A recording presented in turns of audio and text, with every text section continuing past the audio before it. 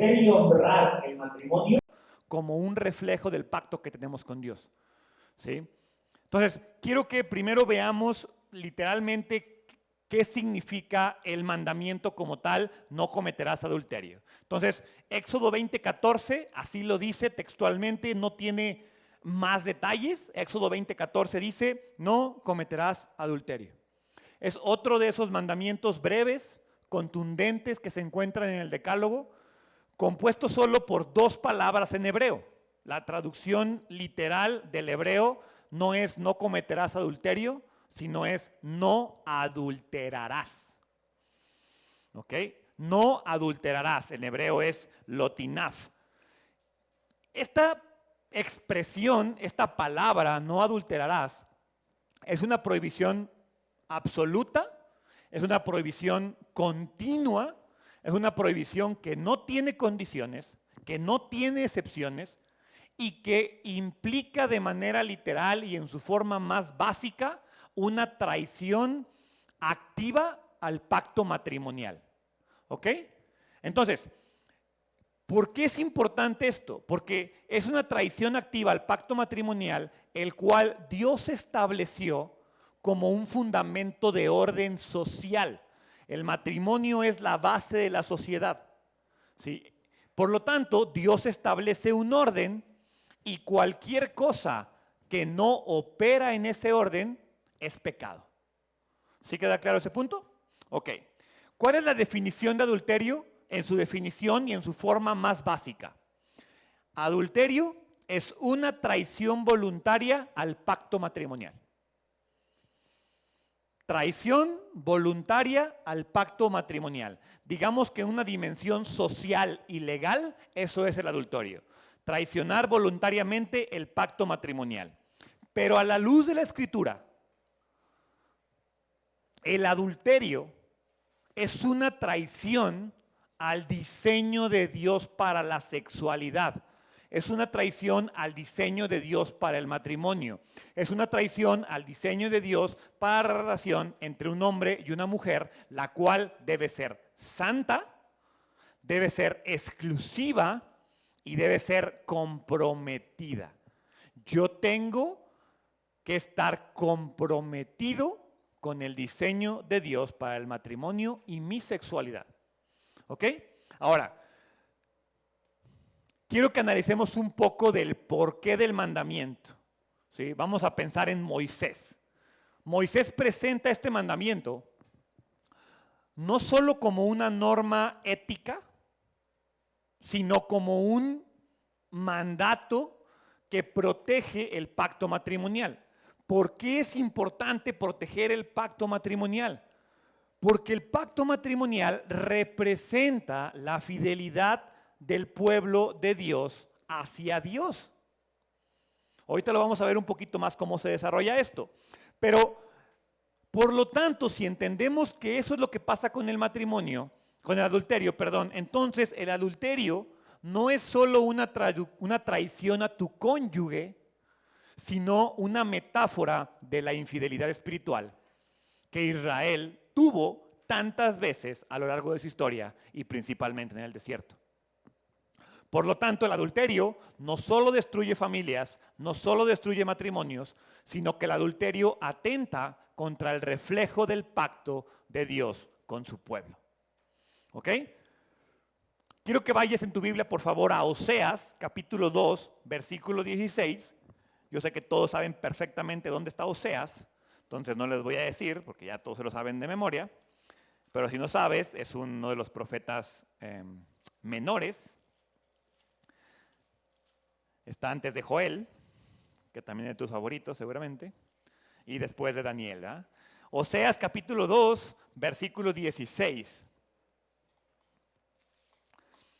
Sucederá en aquel día, declara el Señor, que me llamarás Ishi y no me llamarás más Baalí, porque quitaré de su boca los nombres de los Baales y nunca más serán mencionados por sus nombres. Recuerda que Baal era un ídolo. En aquel día haré también un pacto por ellos, con las bestias del campo, con las aves del cielo, con los reptiles de la tierra. Quitaré de la tierra el arco, la espada y la guerra, y haré que ellos duerman seguros. te desposaré conmigo para siempre. Sí, te desposaré conmigo en justicia y en derecho, en misericordia y en compasión. Entonces ve lo que dice Dios, versículo 20. Te desposaré conmigo en fidelidad y tú conocerás al Señor. ¿Qué significa esto? Que desde el principio Dios diseñó el matrimonio como un reflejo del compromiso exclusivo entre Él y su pueblo. Repito, Dios diseñó el matrimonio como un reflejo del compromiso exclusivo entre Él y su pueblo. Es decir, quebrantar este diseño del matrimonio no solo es un tema de inmoralidad y no solo es un tema de ética, es algo idolátrico. ¿Ok? Es algo que atenta ante la imagen de Dios. ¿Cuál es la importancia para Israel en el desierto de este mandamiento? Recuerda, Israel es una nación en formación. Está saliendo de siglos de esclavitud. Más de 400 años de esclavitud, rodeada de culturas paganas cuyas normas sexuales eran laxas y hasta perversas. Egipto, Canaán, todo lo que había alrededor de Israel en el desierto eran culturas paganas con una sexualidad totalmente corrompida y pervertida. Entonces, el pueblo mismo se convierte en esta novia redimida. En Jeremías 2:2 habla un poco de eso. El pueblo mismo es una novia redimida y por lo tanto su fidelidad sexual en el matrimonio refleja fidelidad con Dios. ¿Por qué? Porque cuando Dios dice, ustedes no van a operar con las mismas normas de sexualidad que el resto de las naciones, lo que está haciendo es establecer un límite claro entre los que son de Dios y los que no son de Dios. Establecer un límite claro entre el pueblo santo de Dios y todas las naciones impuras. Eso es lo que está pasando. Lo que está haciendo Dios es proteger la unidad del pueblo. Dios protege el matrimonio, lo cual es crucial para que un pueblo pueda sobrevivir en el desierto y se pueda formar una nación como la que Dios está buscando establecer. Por lo tanto, lo que hace es de alguna manera reforzar el carácter del pacto del matrimonio. ¿Cómo se debe ver un pacto matrimonial? Tiene que tener 3 características: fidelidad, confianza y exclusividad. ¿Por qué fidelidad, confianza y exclusividad? Porque es exactamente lo que Dios te da a ti. Fidelidad, confianza y exclusividad. Lo que Dios le estaba dando a Israel, lo que Dios nos da a nosotros, es lo que Dios demanda de nosotros en el matrimonio, que es el reflejo del pacto de Dios con nosotros. Fidelidad, confianza y exclusividad. Por lo tanto, en el desierto, donde la dependencia del pueblo se vuelve algo que depende de la gente, la confianza matrimonial no solo era un tema de conveniencia, era un tema de vital, de evitar que la perversión entrara al pueblo. Ahora, ¿cómo conecta esto con nosotros? Primero quiero que tú veas la realidad de lo que ocurre en nosotros. Porque en nuestra generación, la pureza sexual hoy parece opcional. No, pues, a ver, no sé, es que hoy ya no se puede llegar virgen al matrimonio. Es que hoy ya no se puede operar en esa realidad. Fíjate, estudios globales dicen que más del 40% de las personas casadas han sido infieles alguna vez. 40% de las personas casadas han sido infieles alguna vez. ¿Qué significa esto? Levanten la mano los casados. Estadísticamente hablando, el 40% de ustedes ha sido infiel. Estadísticamente hablando. Ojo, infieles en el sentido secular. O sea, tener relaciones sexuales fuera del matrimonio. No hablemos de otro tipo de infidelidad que vamos a ver más adelante. ¿Sí? En México, el 34% de los divorcios tienen como causa principal la infidelidad. 34% de los divorcios tienen como causa principal la infidelidad. Hoy en día el auge en redes sociales, en pornografía, en aplicaciones de citas como Tinder, ha normalizado el adulterio digital. Ha normalizado el adulterio emocional. Emocionalmente somos adúlteros. Se estima, igual para que se cuenten, que el 68% de los hombres y el 58% de las mujeres ven pornografía de manera regular. 68% de los hombres, 58% de las mujeres. Eso, evidentemente, la exposición a la pornografía afecta visión del amor, afecta visión del cuerpo y afecta visión del compromiso. Entonces, ¿qué es lo que estamos haciendo como sociedad? En lugar de proteger el matrimonio, nuestra cultura lo explota, lo trivializa y lo convierte en un objeto de entretenimiento. A eso hemos reducido el matrimonio. Este mandamiento, el mandamiento de no cometerás adulterio, el mandamiento de no adulterarás, es más relevante que nunca. Hoy Dios nos está diciendo, guarda tu pacto matrimonial como un reflejo del pacto que Dios tiene para él. Nos está diciendo, la fidelidad no es solo física, la fidelidad es emocional, digital, espiritual.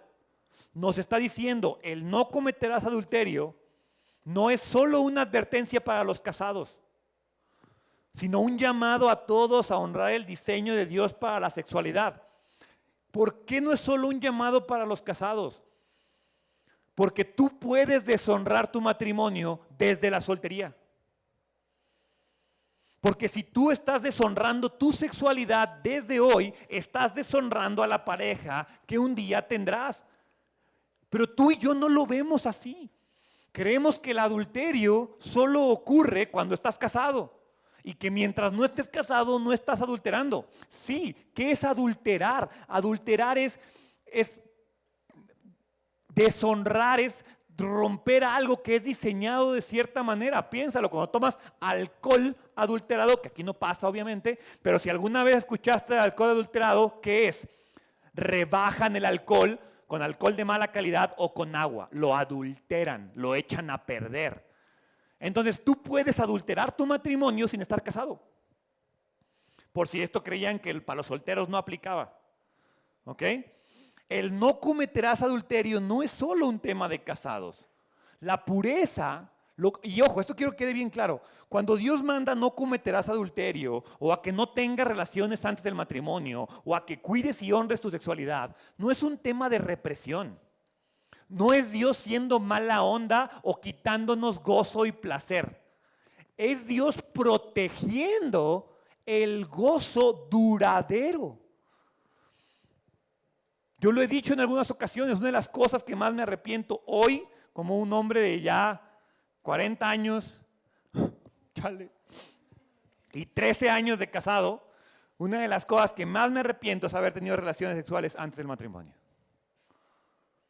Y es algo que no entiendes hasta que estás casado. Y hasta que entonces empiezas a disfrutar del gozo duradero de la sexualidad en el orden que Dios estableció. Porque Dios diseñó la intimidad matrimonial para que tú tengas un gozo duradero en él y en ella. Entonces, solteros, levanten la mano los solteros. Okay. Hay tan poquitos. Yes. Ojo, si estás viudo, ¿sí? O no tienes pareja, eres soltero, Solteros, cultiven desde hoy una fidelidad que anticipa su futuro pacto. Desde hoy, no importa la situación en la que te encuentres, hoy eres llamado a no adulterar el matrimonio que un día esperas tener. Casados, examinen si su corazón ha abierto puertas emocionales que solo su cónyuge debería de pasar.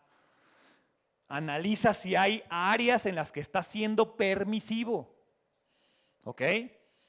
Y ojo, también, si aquí hay alguien que ya falló, que ya tuvo un tema de infidelidad, tranquilo, la gracia de Dios es mayor que tu pecado, la gracia de Dios es mayor que tu culpa, la gracia de Dios es mayor que tu vergüenza, y a partir de este momento, tú puedes comenzar a sanar y a dejar de adulterar tu matrimonio. Al final, esto es que tu pureza es más que un código de conducta. La pureza sexual, la pureza en el matrimonio, es la evidencia de que Cristo reina en tu cuerpo. Es la evidencia de que no es tu mente, de que no son tus deseos los que reinan en tu cuerpo, sino Cristo. Y eso te genera una lealtad afectiva a tu pareja. Y cuando caes, porque seguramente caerás o seguramente has caído, no corras lejos. Corre a los pies de Cristo, que no te llama por tu historial, sino que te llama por gracia, y cuando vas y te acercas, allí comienza la restauración.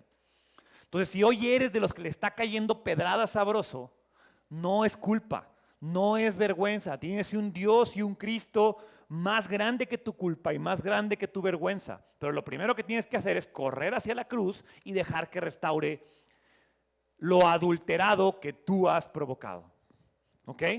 Ahora, vamos a ver cómo esto conecta con Jesús. Mateo capítulo 5, versículo 27.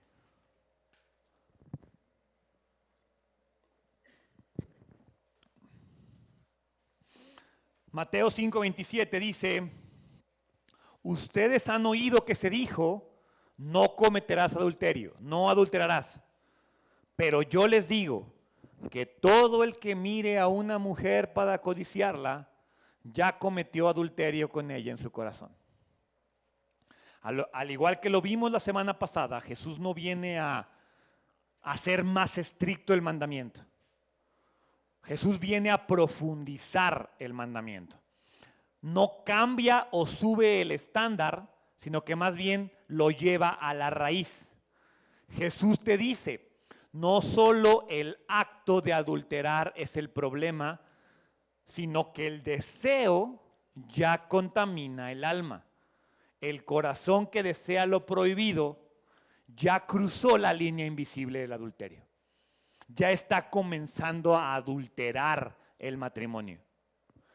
Entonces, al final de cuentas, lo que Jesús hace es, si tú eres de los que dicen, no, yo no me estoy viendo, yo nunca le he fallado a mi esposa, Dios te está diciendo, ahí también hay un problema. No solo hay que cuidar el cuerpo, hay que vigilar el corazón. ¿Ok? Uno no despierta un día siendo infiel. Uno permitió que un deseo fuera creciendo y terminó. O sea, la infidelidad es un fruto de un corazón tronado.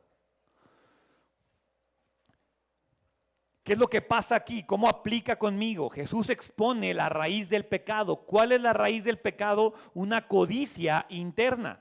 ¿Por qué? Porque el mandamiento no se cumple evitando ser adúltero. O sea, lo que más me ha sorprendido de este estudio de los 10 mandamientos y cómo Jesús lo complementa, es que tú y yo nos creíamos mucho, no, yo no he matado a nadie. No, yo no he tenido relaciones sexuales con nadie fuera de mi pareja. Y Dios dice, no. El mandamiento no se cumple con no tener relaciones sexuales. El adulterio comienza en la mente. El adulterio comienza en las fantasías. El adulterio comienza en las emociones ocultas. En esa mirada que desea lo ajeno. Por lo tanto, no es no ser infiel. Es de qué forma yo intencionalmente estoy siendo fiel. De qué forma yo estoy no deshonrando mi matrimonio, sino de qué forma me estoy asegurando yo de no deshonrar mi matrimonio. Por eso les digo que esto conecta con el soltero. Porque desde ahorita tú puedes ser muy intencional en no deshonrar tu matrimonio. Y entonces lo que Jesús hace es igualar la lujuria con la infidelidad. La pornografía, los coqueteos emocionales, los likes con doble intención, las conversaciones privadas que no deberías tener con carga afectiva, todo eso se vuelve adulterio, aunque no culmine en una relación sexual. Es adulterio en el corazón y delante de Dios importa. ¿Por qué? Porque a Dios le importa tu corazón. Y entonces esto no tiene que ver con Dios exagerando. No es, es que Dios la pone bien difícil. ¿Por qué lo prohíbe y me dan tantas ganas? No, es que Dios conoce el poder destructivo de un deseo que no es gobernado. Lo que empieza con solo mirar, termina con esclavitud. Lo que empieza con una probadita, empieza con una no es ninguna. A ver, quiero ver. Así empieza cualquier esclavitud. Entonces Jesús no busca solo conducta moral, lo que Dios busca es lealtad. El verdadero discípulo, el verdadero hijo de Dios, no juega con los límites. Se protege en el terreno sagrado del alma, donde solo Cristo habita. Y en el caso de los casados, donde tu cónyuge habita. Ese es el lugar correcto. Efesios capítulo 5, versículo 3.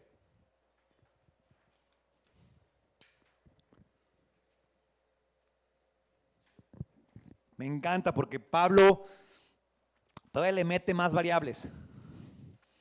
Pero que la inmoralidad y toda impureza o avaricia ni siquiera se mencione entre ustedes, como corresponde a los santos. Que la inmoralidad y la impureza ni siquiera se mencione. Primera de Tesalonicenses, capítulo 4, versículo 3.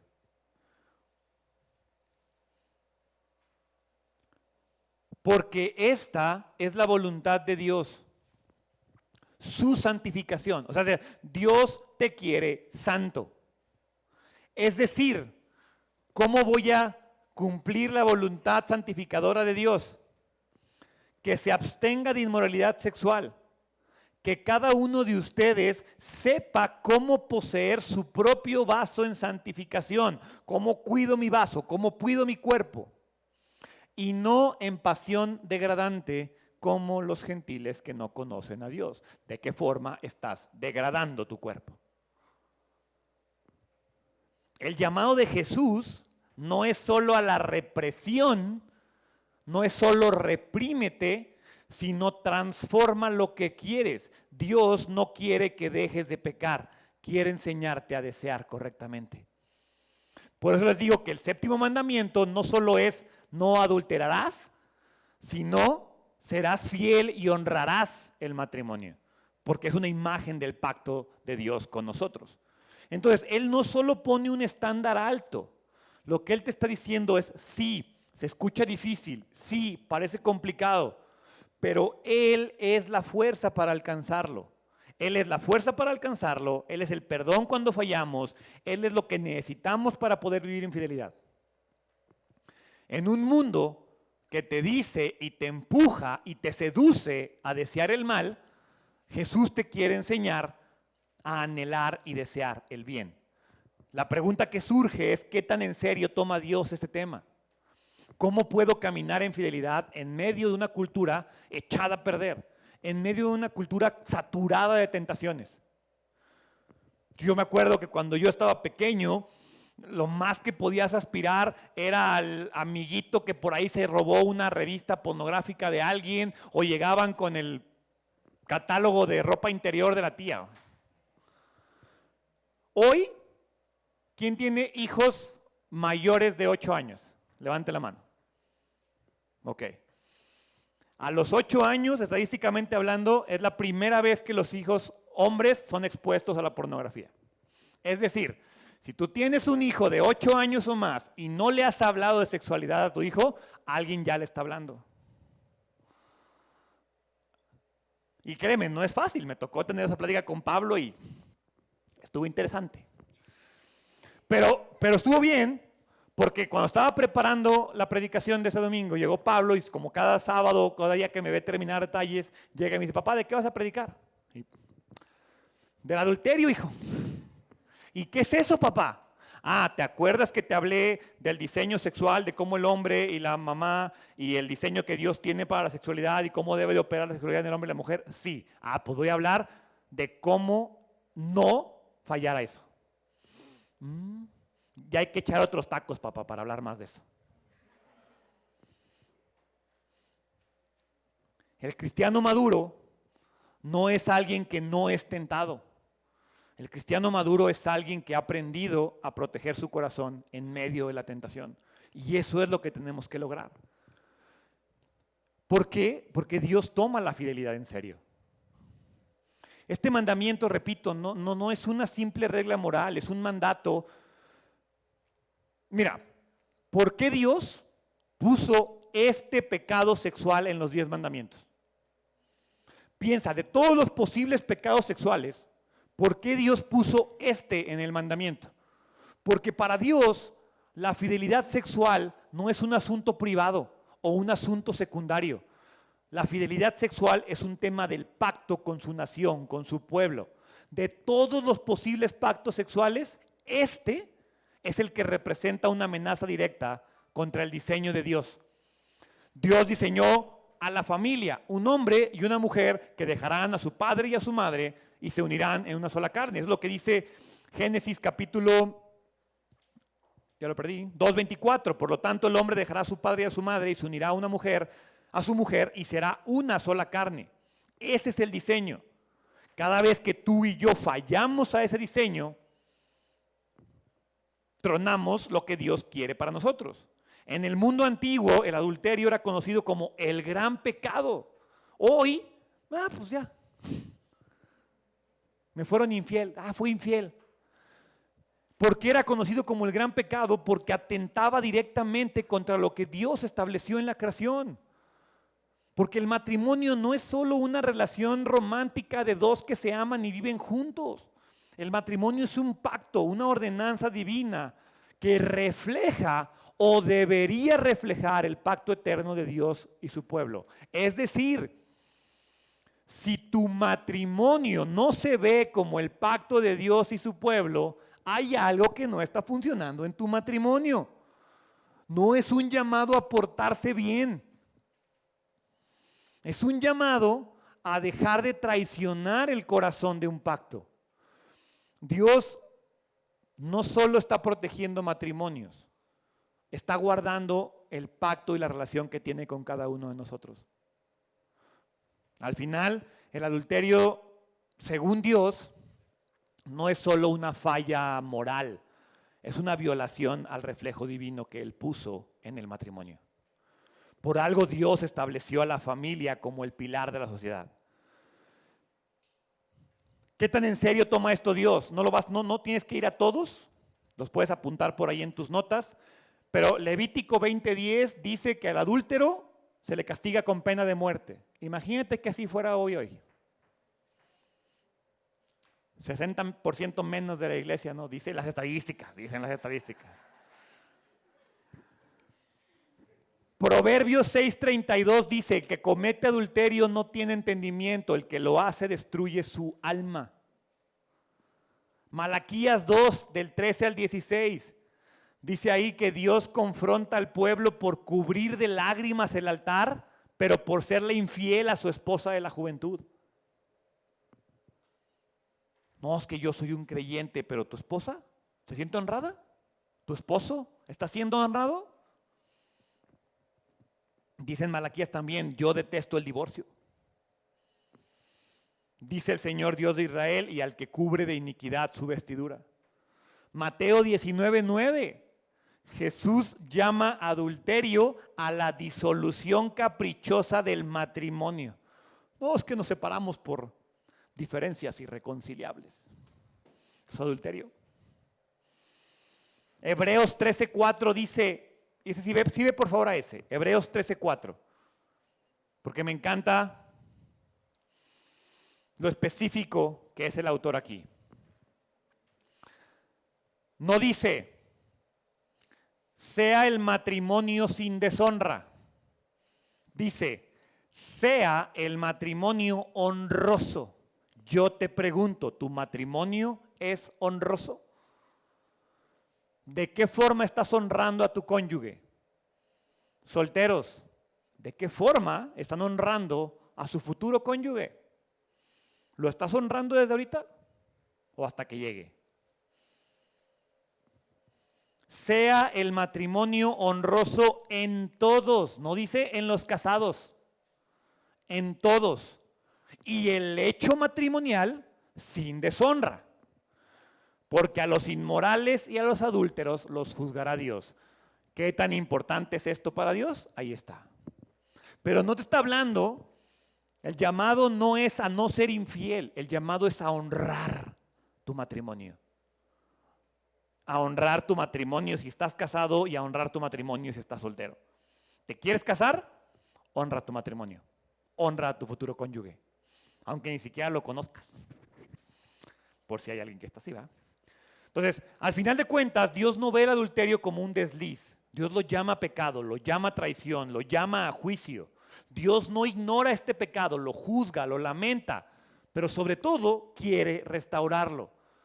Y no solo el adulterio físico, también el sexo fuera del matrimonio, antes, durante, después, en lugar del matrimonio. Todo eso es una violación al pacto divino y es algo que Dios quiere restaurar. Entonces, básicamente, si tú entiendes el contexto general del mandamiento, es que Dios te quiere hacer entender que todo lo relacionado a sexo fuera del pacto del matrimonio atenta contra el diseño de Dios. Todo. Entonces, no adulterarás se convierte a honra el diseño que Dios tiene para tu matrimonio. ¿Cómo se cumple este mandamiento entonces? Número 1, y muy importante, guarda la fidelidad desde el diseño de Dios. Hay un solo contexto donde el sexo honra a Dios. Un hombre y una mujer unidos en pacto matrimonial. Ese es el único lugar donde el sexo es honrado. Hombre, mujer, unido en pacto matrimonial. Por lo tanto, todo lo demás, sexo prematrimonial, vivir sin estar casados, adulterio emocional, adulterio físico, todo, lo que no sea hombre, mujer en matrimonio, viola este mandamiento. ¿Quieres cumplir este mandamiento? Cásate y sé fiel. ¿Sí? Número 2, entiende, y esto es bien importante, y más para los hombres, el matrimonio no puede funcionar sin confianza y sin entrega emocional. Es decir, las relaciones sexuales en el matrimonio, evidentemente, no son solo físicas. Son un sello del pacto que está conectado con una entrega emocional, espiritual y psicológica. Hombres, ¿quieres disfrutar el sexo en el matrimonio? Tu esposa se tiene que sentir emocional, espiritual y psicológicamente protegida por ti. Repito, emocional, espiritual y psicológicamente protegidos por ti. Todo lo que no ocurre en ese espectro destruye la confianza y por lo tanto destruye el matrimonio. Número 3. Para que lo entiendas de una manera muy clara, porque a veces en temas sexuales, es que quiero saber si Dios prohíbe esto. La Biblia no dice. No, quizás la Biblia no lo prohíbe literalmente, pero Dios sí establece un estándar. ¿Sí? Y quizás no menciona todo pecado sexual explícitamente, pero sí te dice que tu relación sexual debe honrar a Dios y debe honrar a tu pareja. Por lo tanto, si no honra a tu pareja y tu matrimonio, está mal. ¿Sí? Por si tú eres de los que anda buscando cosas de, ay, ¿se podrá hacer esto? ¿Te sientes honrada con eso? Sí. Así de sencillo. Ay, ¿cómo le voy a preguntar eso? Mira, por ahí dicen las estadísticas que el mejor sexo de tu vida se da después de 10 años de matrimonio. Así que si tienes menos de 10, hay esperanza. Pero para eso tiene que haber comunicación. Me gusta, no me gusta, lo disfruto, no lo disfruto. ¿Sí me explico? Al final de cuentas, es parte de honrar lo que Dios diseñó. Dios diseñó la sexualidad para que te goces en ella, en su marco. Número 4, volviendo a la monogamia fiel. En la Biblia se ve mucho las culturas poligámicas, pero a final de cuentas, como lo dije, Génesis 2:24, hombre, mujer, una sola carne. No porque se permitía, estaba bien. Jesús y Pablo lo reafirman, un esposo, una esposa, un pacto sostenido por gracia, modelado para reflejar a Cristo con una iglesia. Así de sencillo. Número 5, reconoce, y eso es bien importante, que no solo basta con no ser infiel físicamente. La fidelidad comienza en el corazón, la fidelidad comienza en el alma. Se cultiva con pensamientos puros, límites claros, comunicación y decisiones sabias. Se vive con ojos que honran, con corazón que ama, con cuerpo que responde y desea a Dios y a su pareja. Entonces, la infidelidad no comienza con el acto físico, sino que comienza en el corazón. 6. Rinde cada deseo, atracción o tentación a Cristo. No hay forma de que en este mundo vivas libre de tentación. Vivimos en un mundo sexualizado. Entonces no es cómo Dios me libra de la tentación, es cómo reconozco que Cristo es más grande que mi tentación. ¿Quién gobierna tu vida? ¿La tentación o el rey? 7. Esta es bien importante. Vive en comunidad, no en secreto. Todos los que están aquí, todos, hombres, mujeres, tendrían que tener por lo menos una persona a la cual le puedan rendir cuentas de sus debilidades.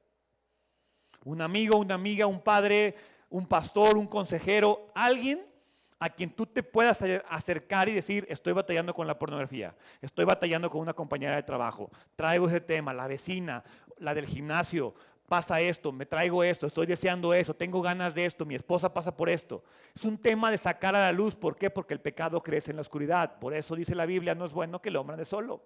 ¿Y qué es lo que busca Dios? Perdón, ¿qué es lo que busca el diablo hoy? Aislarte. Él sabe que si te aísla ya ganó la batalla. Vive en comunidad. Un pecado que se confiesa se debilita. Y número 8, muy importante, alimenta el alma con lo verdadero. Es decir, no se trata solo de decir no al pecado. Es bien difícil decirle no a la tentación. Es 1000 veces más fácil decirle sí a Cristo. Salvo que seas un descarado, no vas a ver pornografía con una Biblia en la mano. Pero hago hincapié porque no falla el que sí. ¿Quieres dejar de pecar sexualmente? Pasa tiempo con Dios. Oye, Gerardo, es que yo no puedo. Quita de la puerta al cuarto. Cambia la contraseña de internet y dásela a tu mamá. O a tu esposa. Oye, es que yo no puedo porque no sé qué. A ver, esposa, cambia el password a mi internet y cuando te diga que lo necesite, tú se lo pones y le tengo que decir para qué lo quiero. Ay, eso es muy drástico. Sigue peleando solo. No se trata de decirle no al pecado, se trata de decirle sí a Cristo una y otra vez. Porque, ¿qué crees? El pecado no se vence solo con voluntad. Necesitas un nuevo amor, un nuevo enfoque y una nueva fuerza. ¿Ok? Entonces, ¿qué significa este mandamiento hoy? Que Dios te sigue llamando a vivir como un pueblo distinto, como personas distintas, que el matrimonio refleja al evangelio, no a la emoción del momento, que la pureza sexual no es opcional. La pureza sexual no es opcional para los hijos de Dios. Que la gracia de Dios es real, sí, pero no es excusa para la desobediencia. Entonces, familia, si este mandamiento, esta predicación incomodó, expuso, lastimó, apedreó, no corras, no te escondas como Adán en el arbusto. Corre a Cristo, Porque Él no vino por los que nunca han fallado. Vino por los quebrantados que desean ser restaurados. ¿Has deshonrado tu matrimonio? Hoy empieza el tiempo de restauración. Si hoy decides rendirte en esta área. Si tú hoy le rindes tu matrimonio, si tú hoy le rindes tu sexualidad, si hoy le rindes tus deseos, Él puede hacer todas las cosas nuevas, incluyendo tu historia, incluyendo tu deseo, incluyendo tu matrimonio. Básicamente este mandamiento nos deja sin excusas. Porque el problema de la infidelidad no empieza en la cama, empieza en el corazón. El problema en el adulterio no es un estándar que Dios puso a una cultura conservadora, sino es algo que el Creador puso porque le conviene a nuestra alma. Porque la pureza no es una opción para el espiritual, es un llamado para todos los que quieren ser restaurados. ¿Quieres un matrimonio sano? ¿Quieres un matrimonio honroso? ¿Quieres un matrimonio sexualmente placentero? Tienes que honrar este mandamiento. Y si este mandamiento expone fallas, problemas, tentaciones, pecados en tu vida, expone pensamientos que no dijiste, mensajes que borraste, deseos que no has confesado, Dios no te quiere dejar ahí. Quizás tú estés escuchando esto y diciendo, híjole, fallé con esto, estoy haciendo esto mal. No, Dios no te quiere dejar ahí. Quizás tu matrimonio no se ve honroso. Quizás tu matrimonio no se ve gozoso. Quizás tu sexualidad no se ve como un reflejo placentero de la relación que Dios tiene con su pueblo. Dios no te quiere dejar ahí. Porque este mensaje no termina en el pecado, este mensaje no termina en la culpa, este mensaje no termina en la vergüenza, termina en la cruz. Termina con un redentor que quiere matrimonios sanos, gozosos, felices. Porque lo que tú quebraste en el corazón, ¿qué crees? Cristo lo puede reparar y restaurar con su sangre. Él no vino por los que no han fallado, Él no vino por los que han hecho todo bien, Él no vino por los sanos. Él vino por los enfermos, Él vino por los que hemos fallado, Él vino por los que queremos empezar de nuevo. Dice Isaías capítulo 1, versículo 18.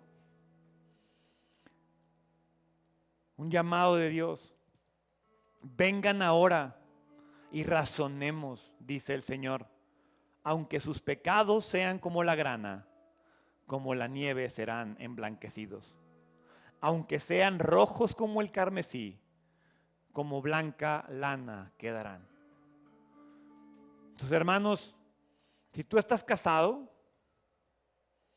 hoy comienza a guardar tu pacto como Cristo guarda su pacto contigo. Si eres soltero, no esperes a estar casado para ser fiel. Hoy empieza a honrar tu matrimonio. Hoy empieza a honrar a tu pareja. Hoy empieza a honrar tu sexualidad. Si has fallado, no te escondas. No te justifiques. No huyas. Ve a Cristo. Él te quiere restaurar. Porque, ¿qué crees? Hay uno que fue tentado en todo, pero él no pecó. Y hoy, ese que no pecó, te ofrece limpieza, renovación y una nueva historia. Hebreos 4:15 dice, porque no tenemos un sumo sacerdote que no puede compadecerse de nuestras flaquezas, sino uno que ha sido tentado en todo, como nosotros, pero sin pecado. Entonces no se trata de lo que has hecho, se trata de lo que Cristo ya hizo. El mundo te dice, tu cuerpo es tu propiedad. Dios te dice, yo te compré con mi sangre. Ese cuerpo es tuyo. Tu matrimonio es mío. Y cuando Él reina en nuestro cuerpo, en nuestra mente, en nuestros deseos, en nuestros afectos y en nuestros anhelos, la fidelidad deja de ser una carga y se vuelve un reflejo más puro que jamás hayas conocido. El amor de Cristo. Hoy no es un día para esconderte, hoy es un día para volver. Y quiero invitarte a orar con eso en mente. Ahí donde estás, cierra tus ojos y te invito a que rindas esa parte de tu alma que solo tú y Dios conocen. Padre, hoy te entrego eso. Hoy te entrego eso que solo tú conoces. Hoy te entrego eso porque también es tuyo. Todo lo que soy, bueno o malo, es tuyo, Padre. Hoy te lo entrego. Mi cuerpo, mis ojos, mis deseos, mi mente, mi corazón, mis anhelos, mi historia. Tú me compraste, Padre. Hazme nuevo. Hoy quiero honrar tu diseño. Hoy quiero restablecer el orden para mi matrimonio. Hoy quiero comenzar a serle fiel a mi cónyuge y dejar de adulterar la imagen del pacto que tú tienes conmigo. En el nombre de Jesús. Amén. Te invito a que te pongas de pie. Iglesia de Identidad, que el Señor te bendiga y te guarde. Que el Señor haga resplandecer su rostro sobre ti y tenga de ti misericordia. Que el Señor alce sobre ti su rostro y te dé paz. En el nombre de Jesús. Amén.